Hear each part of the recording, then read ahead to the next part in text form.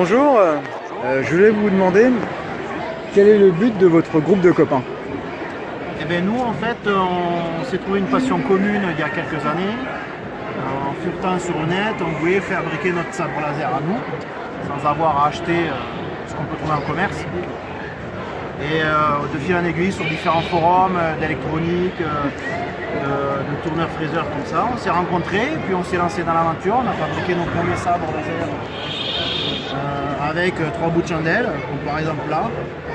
Celui-là, il est fait avec des mâchons d'aspirateur en fait, récupérés. D'accord. Une petite corne de vache, des lanières de sac.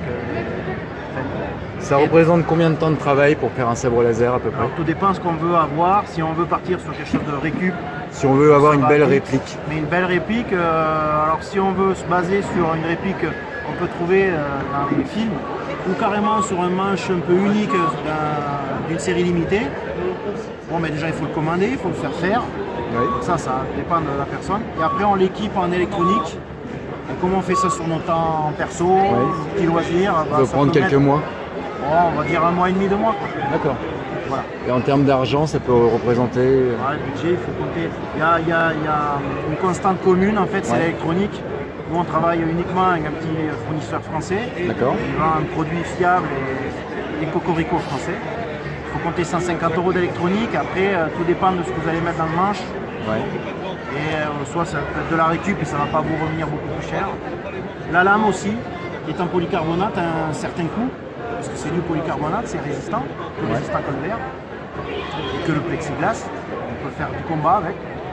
Ça nous est arrivé de faire des sabres pour les écoles de sabre. D'accord. Et des sabres comme ça, on peut pas les trouver dans le commerce? Non.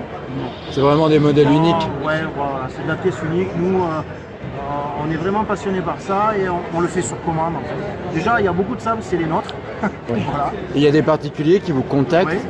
D'accord. Qui nous demandent, bon, mais j'aimerais bien avoir par exemple quelque chose qui ressemble à un Vador. Ouais. Alors nous on le dit, on ne peut pas usiner le manche parce qu'on n'a pas de tour en métaux, mais on peut faire quelque chose qui s'en rapproche. Et on dessine, on fait des esquisses, on convient d'un budget, d'une charte graphique et puis on part dans l'aventure. D'accord. Et ça résiste dans le temps? C'est-à-dire dans 10 ans, le sabre sera toujours... Oui, si on en prend soin, c'est comme tout. Après, il n'y a rien de compliqué, ça se démonte, l'électronique ça se répare, c'est des cartes électroniques.